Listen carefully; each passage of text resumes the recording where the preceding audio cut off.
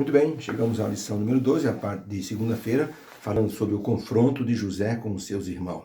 Logicamente que José não esperava que aquilo pudesse acontecer. A sequência de acontecimentos foi assim maravilhosa para a vida de José, porque ele viu que Deus estava dirigindo todas as coisas. Não sabia José que tudo que lhe havia acontecido era providência divina para que o povo de Israel se estabelecesse na terra do Egito. Deus havia dito a Abraão, a sua descendência será escrava numa terra estranha. Mas até então, Deus não havia revelado qual seria essa terra, que nação iria escravizar o povo de Israel. O povo de Israel era apenas um embrião quando Isaac gerou a Jacó e Esaú. Depois Jacó foi escolhido como o filho principal, o direito de primogenitura.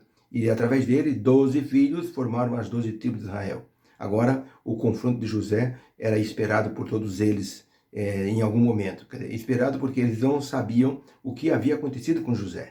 Estava morto, estava vivo, para eles estava morto. Mas, com certeza, alguns tinham algumas reservas. Será que está morto mesmo? E então, novamente, o Egito aparece aqui na história de Jacó, como apareceu na história de Isaac, como apareceu na história de Abraão. O Egito, como nação, ali é um cenário que se desenrola para esses patriarcas viverem e conviverem ali. E a história de José, o desaparecimento dele causou uma ferida emocional muito grande em Jacó. Um filho desaparecido, algo que ele não esperava, o filho amado, o filho que ele mais gostava. De repente desaparecera e a história era tinha sido devorado por feras, como diziam os irmãos. Eles guardaram esse segredo durante 20 anos. E mais o segredo viria à tona, como diz a Bíblia, o teu pecado te há de achar. Então, eles estavam nessa reta agora, e José se tornou o governador do Egito. Há alguns anos atrás, um moço foi convocado para a guerra, mas depois de uns 3 meses na guerra, os horrores da guerra deixaram aquele moço com a cabeça assim depressiva, ele perdeu a razão, deu uma espécie de amnésia nele, ele desapareceu ali da companhia de soldados e foi perambulando pelas fazendas, pelo sítio, e ficou escondido dentro de um celeiro. Depois ele ficou escondido no meio do mato. Depois voltou para o celeiro outra vez. E assim esse moço ficou durante 5 anos desaparecido. A família recebeu a notícia de que o jovem estava morto, havia sido morto em combate. E o exército avisou isso para a família sofreu muito com a notícia e o tempo passou. 5 anos depois, um telefonema mostrou uma surpresa assim interessante para a família. O pai atendeu o telefone. E do outro lado do telefone era o filho dizendo: pai, eu estou aqui. Como? Você está morto? Não, pai, eu não estou morto. Eu fiquei 5 anos com amnésia, não lembrava de nada, mas recuperei a memória e estou conseguindo falar com o senhor agora. Eu estou numa cidade, deu o nome da cidade, estava a 1000 quilômetros de distância. Foi uma alegria impressionante quando essa família foi atrás desse jovem para resgatá-lo e ele voltou ao seio familiar. Algo assim impressionante. Jacó não sabia que ele ia ter o encontro com o filho dele amado. E isso foi poupado, Deus não revelou, para que Jacó pudesse viver na pele essa história e ver a onisciência divina e por que José havia ido para o Egito sem o conhecimento do pai dele. Pergunta número 2 da parte de segunda-feira: como a providência divina foi revelada no caso de José e como Deus fez o melhor para a família de Jacó, apesar da maldade humana dos irmãos de José.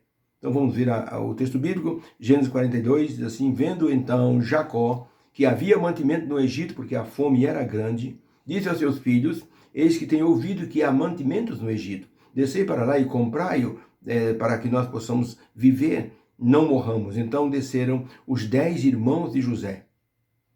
Benjamim ficou com o pai. Desceram os 10 irmãos para comprarem trigo no Egito.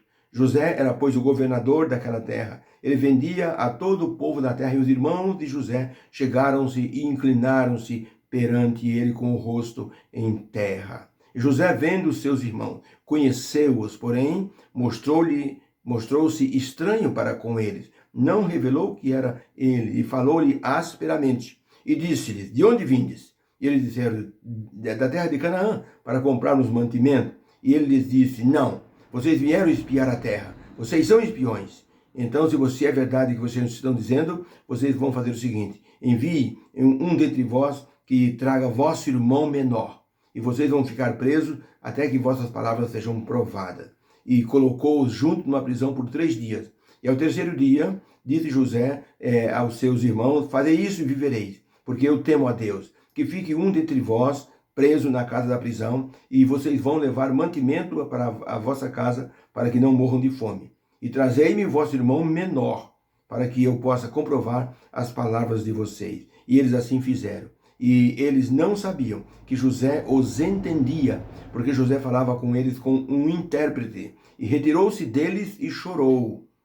Depois tornou a eles e tomou a Simeão dentre eles, e amarrou-o perante os seus olhos, e vieram para Jacó seu pai na terra de Canaã, e contaram-lhe tudo o que havia acontecido. E aconteceu que José disse aos irmãos que deveriam trazer o irmão mais novo. Jacó, porém, não queria deixar. E os irmãos de José dizendo: esta é a palavra do governador, devemos levar o nosso irmão. Então Jacó disse: tendes-me desfilhado? José já não existe, Simeão já não está aqui, agora vocês querem levar Benjamim? Mas a fome era grande. E Jacó disse: levai então Benjamim. Jacó, porém, disse: não descerá meu filho convosco, porque o meu filho mais velho de Benjamim está morto. Só ele ficou. Se lhe suceder algum desastre no caminho, para onde irei? Morrerei de tristeza. Jacó não sabia os planos divinos para o reencontro dele com José. Então, para a pergunta, como a providência divina foi revelada no caso de José, e como Deus fez o melhor pela família de Jacó, apesar da maldade humana. Resposta: os irmãos de José foram ao Egito comprar alimento, e José os reconheceu, e se lembrou dos sonhos que tivera, onde eles se ajoelhavam perante ele. Deus ajustou o curso dos acontecimentos para ajudá-los a superar a fome, e já estava preparando o lugar do futuro povo de Deus no Egito. Jacó enfrentou muita tristeza na vida, e a suposta morte de José deixou ele sem forças e sem perspectiva a respeito das promessas, alianças com Abraão e com ele.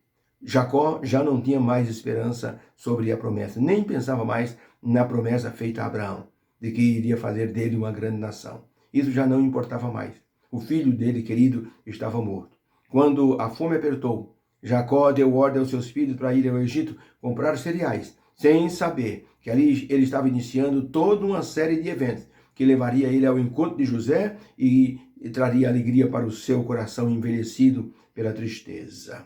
Deus estava iniciando o conforto do seu povo através do grande amor e sua providência. Deus estava providenciando o conforto do seu servo Jacó, para que ele pudesse entender a providência e o amor divino. O interessante é que Deus nunca se revelou a Jacó, ou nunca revelou a Jacó a verdadeira história do desaparecimento de José, para que ele pudesse viver ele próprio a experiência do reencontro e ver como um pai ama o filho, assim como Deus amou e ama Jesus Cristo e o daria por todos nós. José se tornou uma espécie de salvador, um herói nacional. Assim como Jesus se tornou também um herói internacional, um herói universal. Ellen White, no livro Patriarcas e Profetas, na página 239, ela escreveu o seguinte: foi a inveja que moveu os irmãos de José a vendê-lo como escravo. Eles tiveram a esperança de impedir que ele se tornasse maior do que eles, mas a conduta foi dirigida por Deus, a fim de levar a efeito o mesmo acontecimento que tensionavam impedir. Eles queriam impedir que José se tornasse maior do que eles, mas eles não conseguiram, porque Deus estava na direção e no comando de todas as coisas. Era para o bem deles o que estava acontecendo. O mal que eles fizeram, Deus transformou em bem. Deus quer transformar o mal que as pessoas desejam para nós em bem para a nossa vida. O que o diabo está tentando tensionar de mal para a nossa vida, Deus quer transformar em bem. Só precisamos crer no seu programa de trabalho para a nossa vida. Vamos então orar. Obrigado, Senhor, pela lição de hoje. O Senhor mostrou que José, ao confrontar com seus irmãos, teve um espírito perdoador. Ajuda-nos a ter também o mesmo espírito perdoador e transforma, Senhor, todo o mal em bem, segundo o teu querer. Como diz a tua palavra, todas as coisas cooperam para o bem daqueles que amam, que são chamados segundo o teu propósito. Obrigado por isso, em nome de Jesus, amém. Fique com Deus, que o propósito divino para você seja de bênção e paz e felicidade nesta semana. Um beijo no seu coração. Obrigado pela atenção.